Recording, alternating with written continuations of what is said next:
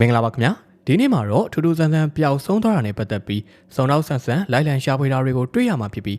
းသမီးတယောက်လုံးပျောက်သွားတဲ့ဖခင်တယောက်ကဘလို့အရာကိုမစိုးလုံရဲကန်ရဲတယ်ဆိုတာကိုပါအထင်သာတွေ့မြင်ရမှာပါအထူးသဖြင့်ပုံမှန်မူခင်းကားတွေကြီးတတ်တဲ့သူဆိုရင်တော့လုံးဝမစမ်းတတ်တဲ့ဇာတ်ကားမလို့အသေးတော်ခိုင်နေဆိုမှဇလန်းလေးကြည့်ဖို့အကြံပေးလိုက်ပါရစီဗ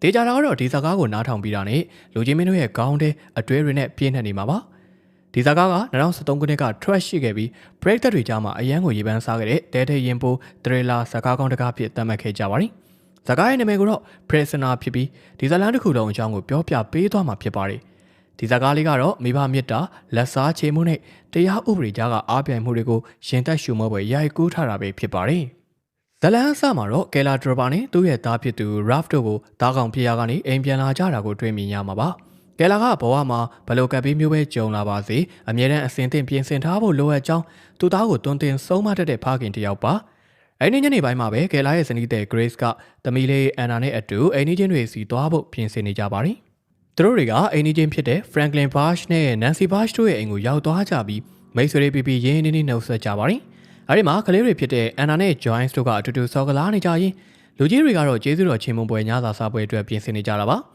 ကလေးနှစ်ယောက်ကအပြင်ထွက်ဆော့ကျင်တယ်လို့ပြောတော့ကယ်လာကအကိုကြီးဖြစ်တဲ့ Ralph ကိုပါခေါ်သွားခိုင်းလိုက်ပါတယ်။အိမ်ပြင်ကိုရောက်တော့ကလေးတွေကလမ်းဘေးမှာရထားတဲ့ RV ကားကြီးတစ်စီးကိုတွေ့လိုက်ရပါတယ်။အဲဒီကားကြီးရဲ့ပုံစံကလူနေပုံစံကားကြီးတစ်စီးပါ။သူတို့ကဒီကားကြီးကိုစိတ်ဝင်စားပြီးသွားကြည့်ကြပေမဲ့ Ralph တို့ကတားပြီးတော့ပြန်ခေါ်လာခဲ့ပါတယ်။ညစာစားပြီးတဲ့အချိန်မှာတော့ Anna နဲ့ Joyce တို့ကအန်နာကြားပြောက်ခဲ့တဲ့လေချုံတန်လေးကိုပြန်သွားရှာခြင်းနဲ့ဆိုပြီးကယ်လာတို့ရဲ့အိမ်ဘက်ကိုပြန်သွားဖို့ခွင့်တောင်းကြပါတယ်။လူကြီးတွေကလည်းခွင့်ပြုလိုက်တော့ကလေးနှစ်ယောက်ကဝမ်းသာအားရထွက်သွားကြပါတယ်။ဒါပေမဲ့အချိန်တော်တော်ကြာတဲ့ထိကလေးတွေပြန်မရောက်လာတဲ့အခါမှာတော့ခဲလာတယောက်စိတ်ပူလာပြီး Ralph ကိုမေးမြန်းရင်းနဲ့သူတို့အိမ်ဘက်ကိုလိုက်သွားရှာပါတယ်။ကန်ဆိုးတော်နေပဲအိမ်မှာကလေးတွေကိုအရေးအယောင်တော့မတွေ့ရပါဘူး။ခဲလာက Bash တို့အိမ်ကိုပြန်ပြေးလာပြီးမေးပေမဲ့ဘယ်သူမှကလေးတွေကိုမတွေ့ခဲ့ကြပါဘူး။ဒီတော့မှ Ralph ကညနေကသူတို့မြင်ခဲ့တဲ့ RV ကားကြီးအကြောင်းကိုတတိယသွားပြီးခဲလာကိုအဲ့ဒီနေရာကိုခေါ်သွားပြပေမဲ့ကားကြီးကမရှိတော့ပါဘူး။အချိန်နေမဟန်တော်မှန်းသိလိုက်ရတဲ့ခဲလာကတော့ရဲစခန်းကိုချက်ချင်းဖုံးဆက်အကြောင်းကြားလိုက်ပါတော့တယ်။ဒီအမှုကိုကိုင်းတွယ်ဖို့ဒါဝင်ကြလာသူကတော့စုံတော့လိုကီပါသူက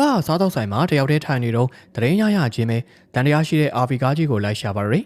်မကြခင်မှာပဲကားကြီးကိုတွေ့လိုက်ရပြီးစစ်ဆေးဖို့သွားတဲ့အခါကားကမောင်းပြေးဖို့ကြိုးစားရင်းလမ်းချော်ပြီးတော့ဘေးကိုထိုးကျသွားပါတယ်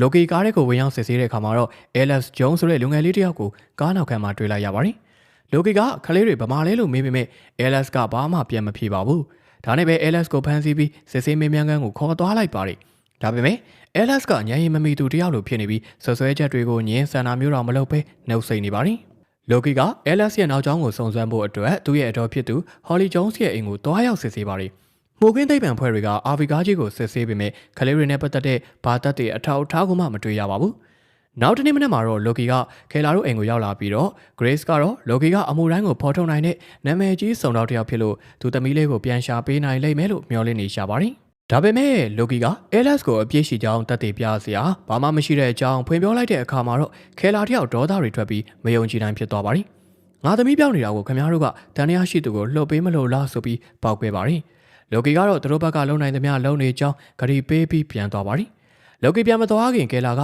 Alex ကိုဆက်ဖမ်းထားဖို့တောင်းဆိုပေမဲ့တရားဝင်ဆွဲချက်တင်စရာမရှိရင်လှုပ်ပေးရမယ်လို့ပဲလိုကီကပြောခဲ့ပါတယ်။လိုကီယာတစ်ဖက်မှာလည်းတခြားတဲလွန်သားတွေကိုလိုက်ရှာရင်းဘုံကြီးတစ်ပါးဖြစ်တဲ့ Father Patrick တန်းရဲ့အိမ်ကိုရောက်သွားပါတယ်။အိမ်ထဲမှာမိုးလန်းနေတဲ့ဘုံကြီးကိုတွေးလိုက်ရပြီးအိမ်ကိုဆက်စစ်ဆေးတဲ့အခါမှာတော့မြေရောက်ခန်းလျှို့ဝှက်လမ်းတစ်ခုကိုတွေ့ရှိခဲ့ပါတယ်။အဲဒီမြေရောက်ခန်းထဲမှာတော့ထိုင်ကောင်မှာကျိုးထုတ်ပြီးသေဆုံးနေတဲ့အလောင်းတစ်လောင်းကိုတွေးလိုက်ရပြီးတဲ့နောက်ဘုံကြီးကိုနှိုးပြီးတော့စစ်ဆေးပါရယ်။နောက်တနေ့မနက်မှာတော့ကလေးရှာပုံတော်ဆက်ဖွင့်နေတော့ Grace ကနေ Alex ပြန်လွတ်လာပြီဆိုတဲ့သတင်းကိုခဲလာကြားလိုက်ရပါတယ်။ရဲစခန်းရှိမှသတင်းထောက်တွေဝိုင်းနေတဲ့ကြားကနေ Alex ထွက်လာတာကိုမြင်တော့ခဲလာတယောက်ဒေါသတကြီးနဲ့နပန်းဝင်လုံးပြီးမေးမြန်းပါတော့တယ်။အဲဒီချိန်မှာ Alex ကငါမသွားခင်ထိသူတို့မငိုကြဘူးဆိုပြီးလေတံတိုးတိုးလေးနဲ့ပြောလိုက်တာကိုခဲလာကြားလိုက်ရပေမဲ့ရဲတွေကဝိုင်းဆွဲခေါ်သွားလို့ဘာမှဆက်မလုပ်နိုင်ခဲ့ပါဘူး။ရဲအုပ်ကပတိန် Richard ကခဲလာကိုအိမ်ပြန်ဖို့ပြောပေမဲ့ခဲလာကတော့ Alex ပြောလိုက်တဲ့စကားကိုစိတ်ထဲမှာဆွဲနေပြီးသူ့ကိုပြန်ဖမ်းဖို့တောင်းဆိုပါတယ်။ဒါပေမဲ့တတ်သိမရှိလို့ရဲတွေကတော့လက်မခံပါဘူး။ဒီလိုနဲ့ကယ်လာကရဲတွေကိုအားမကိုတော့ပဲကိုရိုင်းစီစဉ်ဖို့ဆုံးဖြတ်လိုက်ပါတယ်။ညဘက်ရောက်တော့ Alex ခွေးချောင်းထွက်လာတဲ့အချိန်ကိုစောင့်ပြီးတနက်နေ့ချင်းချောက်ကပြန်ပြီးဆွဲသွားပါတော့တယ်။ကယ်လာဟာ Alex ကိုသူတို့ရဲ့အိမ်ဟောင်းပြက်ကြီးစီခေါ်သွားပြီးချုံနှောင်ထားလိုက်ပါတယ်။ပြီးတော့တကယ်ချင်းဖြစ်သူ Franklin ကိုခေါ်လာပြီးအခြေအနေကိုရှင်းပြပါတယ်။ Franklin ကတော့ဒီလောက်ရက်ကိုသဘောမတူပေမဲ့သမီးဖြစ်သူပျောက်ဆုံးနေတာကြောင့်ဘာမှဝင်မပြောနိုင်ဖြစ်နေပါတယ်။ ကဲလာကတော့ LSC ကအဖြေရဖို့အတွက်ရိုင်းနဲ့စစ်ဆေးမှုတွေစတင်ပါတော့တယ်တစ်ဖက်မှာလည်းလိုကီကကလေးပျောက်ဆုံးမှုမှတ်တမ်းဟောင်းတွေကိုပြန်ရှာဖွေနေရင်လွန်ခဲ့တဲ့26နှစ်ကကလေးပျောက်ဆုံးခဲ့မှုတဲ့ Miss မေလန်နဲ့တွားတွေ့ပါတယ်ထိုးကြတာကအဲ့ဒီအမှုက LSC ရဲ့ RV ကတွေ့ခဲ့တဲ့နေရာနဲ့တိမ်မဝေးလာပါဘူးညနေပိုင်းမှာတော့ကလေးတွေအတွက်ဆူတောင်းပွဲကျင်းပနေတော့လိုကီကတန်ရာဖြစ်စရာကောင်းတဲ့လူတစ်ယောက်ကိုတွေးလိုက်ရပါတယ်အဲ့ဒီလူကတော့ဖျောင်းနိုင်တွေကြားမှာဝက်ဝင်ရုပ်လေးလာချသွားတဲ့ Brave Taylor ဆိုတဲ့သူပါလိုကီကလိုက်ဖမ်းပေမဲ့ Brave ကထွက်ပြေးလွတ်မြောက်သွားပါတယ်နောက်တနေ့မှာတော့ကယ်လာက LS ကိုဆက်ပြီးနှိပ်စက်မေးမြန်းနေပေမဲ့ LS ကတော့ဘာမှမပြောပါဘူး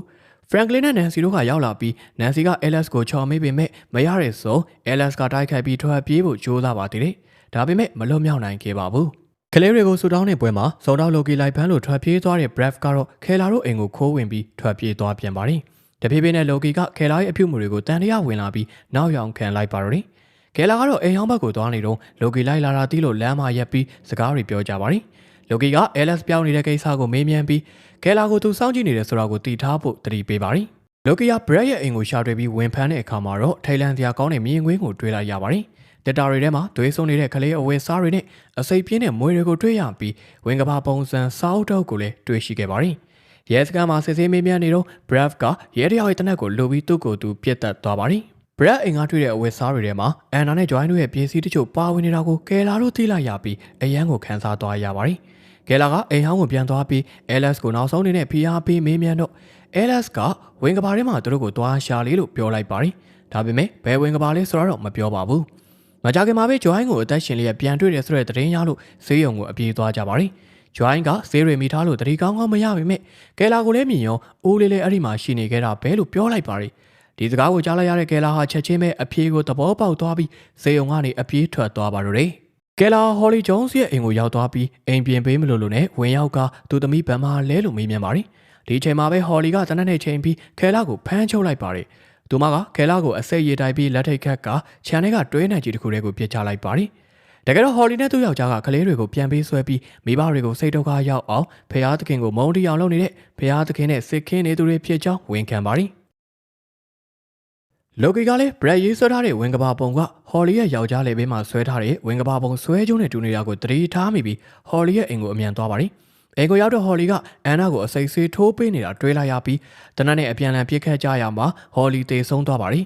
လိုကီလည်းတန်ရာပြင်းပြင်းထန်ထန်ရသွားပေမဲ့အန်နာကိုဆေးရုံကိုအချိန်မီပို့ဆောင်နိုင်ခဲ့ပါတယ်ဇက်သိမ်းပိုင်းမှာတော့လိုကီကဒဏ်ရာပျောက်ကင်းလို့ဟော်လီရဲ့အိမ်ဝင်းထဲမှာမှုကင်းစစ်ဆေးမှုတွေလုပ်နေပါတယ်ဂရေးစ်ကတော့သူ့ယောက်ျားပျောက်ဆုံးနေလို့စိတ်ပူနေပါတယ်မှုကင်းစစ်စစ်သူတွေပြန်သွားကြပြီးတိတ်ဆိတ်သွားတဲ့အချိန်မှာလိုကီကတစုံတစ်ခုကိုကြားလိုက်ရသလိုဖြစ်သွားပါတယ်ဒေချာနာတော်ကြီးတဲ့အခါမှာတော့မြေကြီးအောက်ကနေလေချုံတန်တဲ့တဲ့လေးကြားလိုက်ရပြီးတော့တခုခုကိုတီးတယ်လို့မျက်နှာအမူအရာပြောင်းသွားပြီးတော့ဇလန်းလေးကလည်းဒီနေရာမှာပဲပြီးဆုံးသွားပါတယ်ကျွန်တော်နဲ့တူဇကားလေးကိုအဆုံးထိနားထောင်ကြည့်ရှုပေးခဲ့ကြလို့ကျေးဇူးထူးပဲတင်ရှိပါရခင်ဗျာနောက်ထပ်စိတ်ဝင်စားစရာကောင်းတဲ့ဇကားတွေကိုအမြဲမပြတ်နားထောင်ခြင်းနဲ့ဆိုတော့နောက်တစ်ချိန်ပြန်ဆောင်နိုင်ဖို့ခေါင်းလောင်းလေးကိုနှိပ်သွားဖို့တော့လိုအပ်ပါမယ်နော်